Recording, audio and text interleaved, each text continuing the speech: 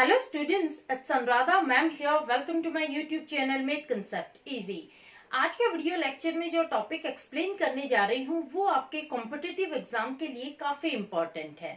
Topic का नाम है नेशनल लिटरेसी मिशन, जिसे हम शॉर्ट में NLM के नाम से भी जानते हैं। देखो, ये वीडियो लेक्चर मैं आपकी रिक्वेस्ट पर बना रही हूँ।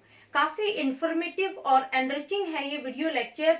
पूरा टॉपिक ध्यान से देखना। कैसा लगा आपको मेरा वीडियो लेक्चर, ये कमेंट जरूर करना।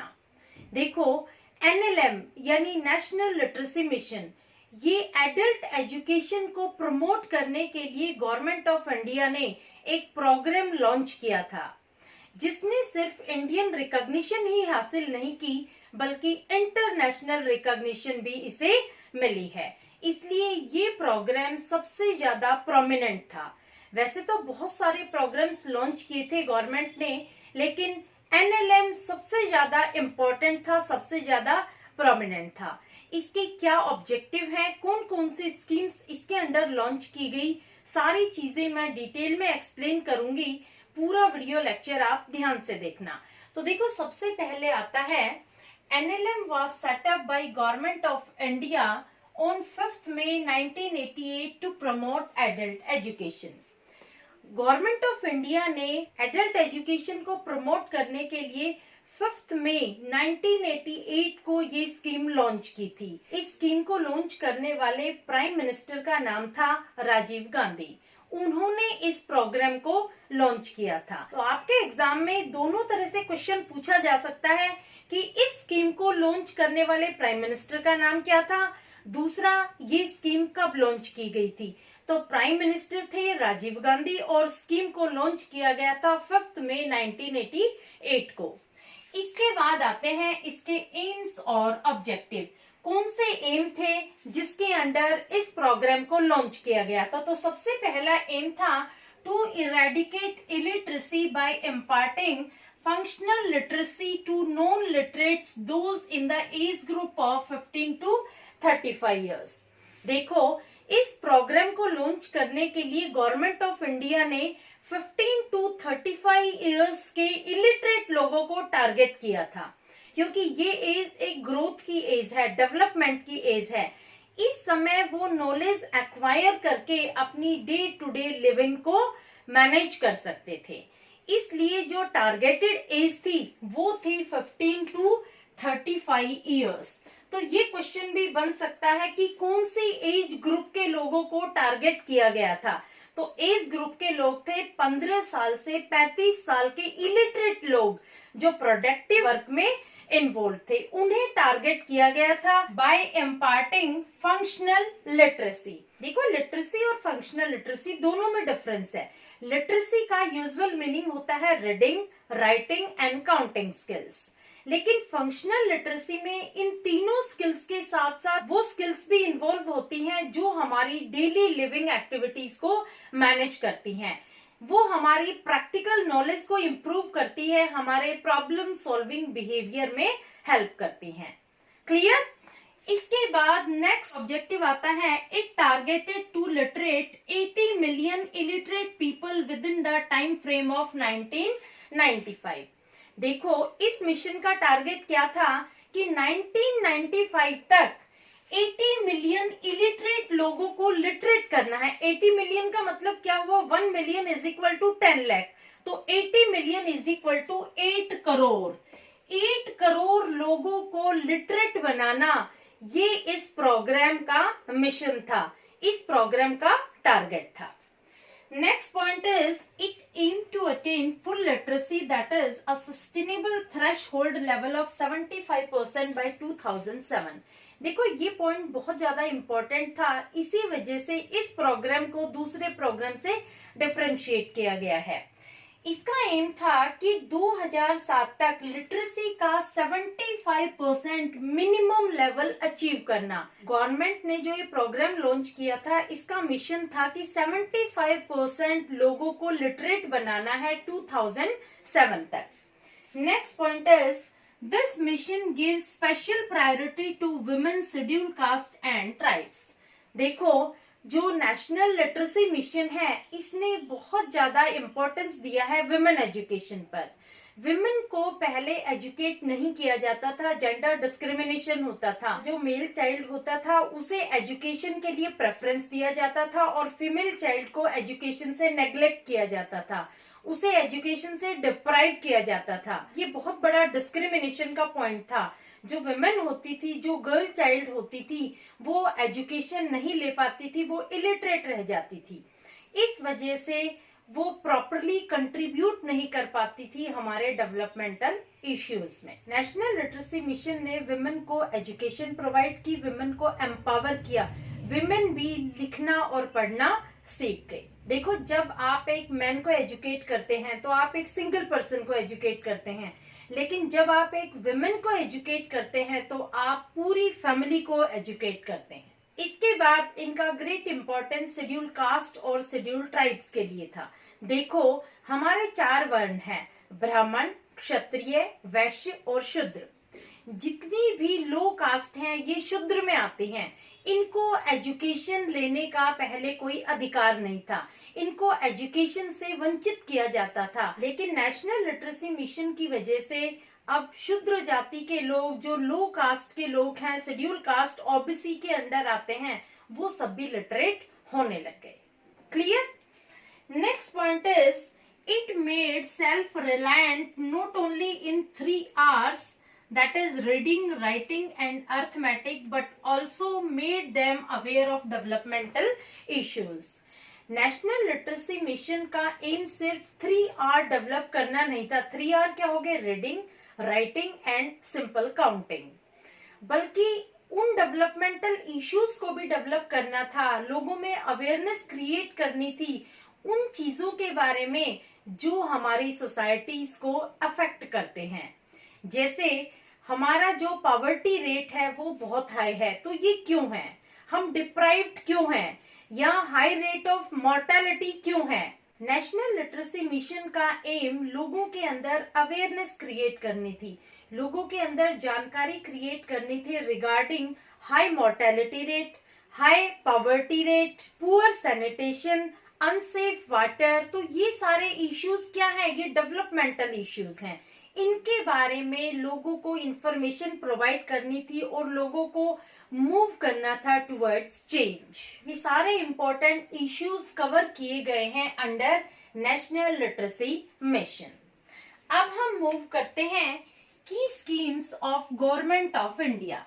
गवर्नमेंट ऑफ इंडिया ने कौन कौन सी स्कीम्स लॉन्च की थी, कौन कौन सी कैंपेनिंग की थी अंडर NLM।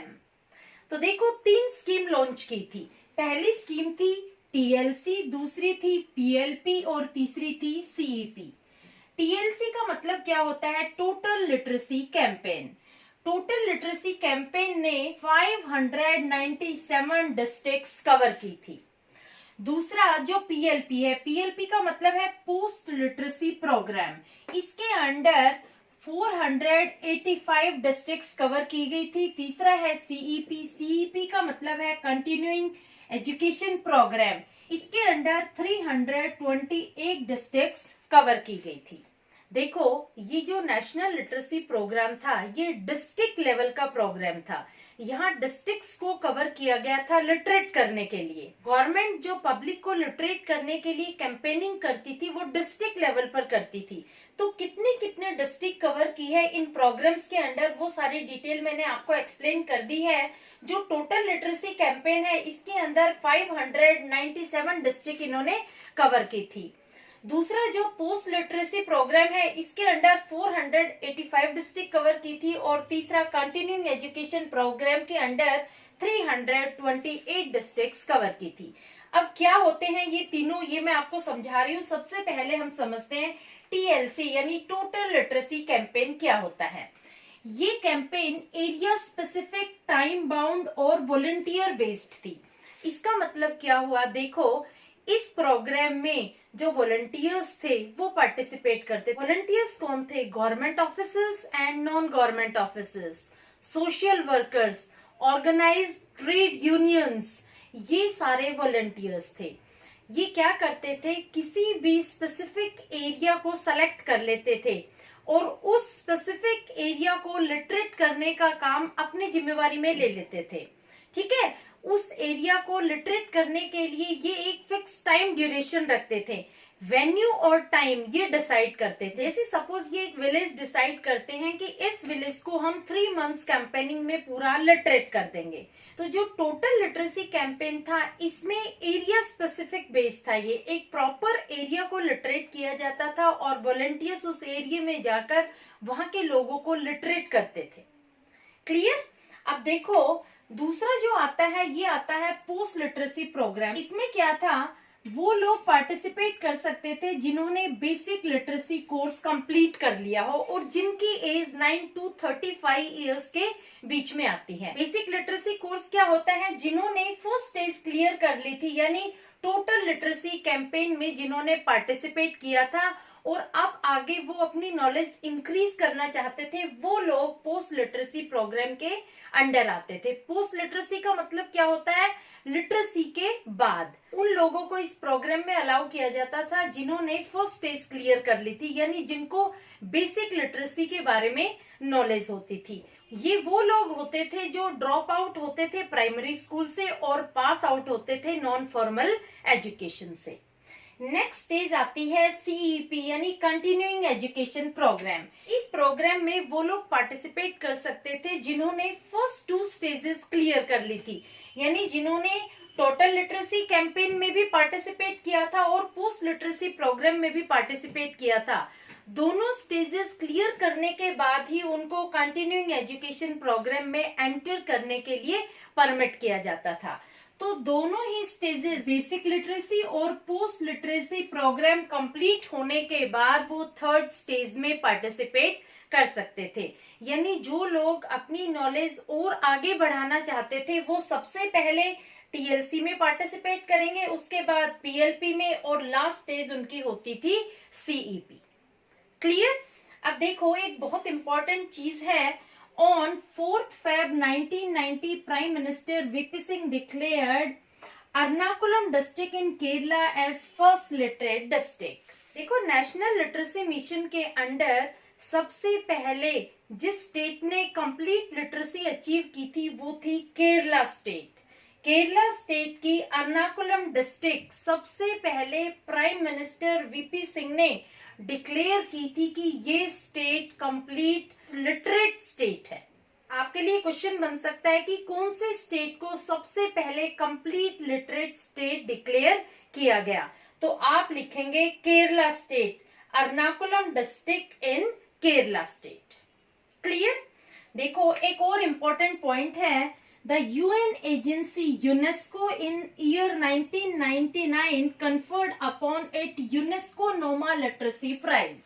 1999 में संयुक्त राष्ट्र एजेंसी यूनेस्को ने यूनेस्को नोमा अवार्ड दिया था नेशनल लिटरेसी मिशन को। तो ये बहुत इंपॉर्टेंट पॉइंट है क्योंकि नेशनल लिटरेसी मिशन को इंटरनेशनल रिकॉग्निशन भी मिली थी। इसका जो टीचिंग और लर्निंग मटेरियल था उसे भी अप्रिशिएशन मिली थी जूरी से। तो आपके लिए क्वेश्चन बन सकता है कि यूनेस्को नोमा अवार्ड कौन से ईयर में मिला था, तो ये अवार्ड 1999 में मिला था। देखो हम देखते हैं लिटरेसी रेट ऑफ इंडिया। 1991 के सेंसस के अकॉर्डिंग लिटरेसी रेट था 52.21%। 2001 के सेंसस के अकॉर्डिंग लिटरेसी रेट इंक्रीज हुआ है 64.83%। 2011 के सेंसस के अकॉर्डिंग लिटरेसी रेट इंक्रीज हुआ है 74.04%। 2020 के सेंसस के अकॉर्डिंग लिटरेसी रेट इंक्रीज हुआ है 77%। तो देखो सबसे पहले हमारा जो लिटरेसी रेट था वो कितना डाउन था, 52.21%। ये 1991 के सेंसस के अकॉर्डिंग है और यहाँ मोर देन 12% इंक्रीज है 2001 सेंसस में। इसी तरह से 2011 के सेंसस में भी 10% इंक्रीज हुआ है और 2020 के सेंसस में भी 3% इंक्रीज हुआ है। तो हमारा लिटरेसी रेट दिन पर दिन बढ़ता जा रहा है। ये सब नेशनल लिटरेसी मिशन के प्रोग्राम की वजह से पॉसिबल हुआ है। होपफुली आपको ये वीडियो लेक्चर समझ में आ गया होगा, जो की पॉइंट्स है आपको क्लियर हो गए होंगे। Please like it, subscribe it and share it to your friends. Okay, thank you.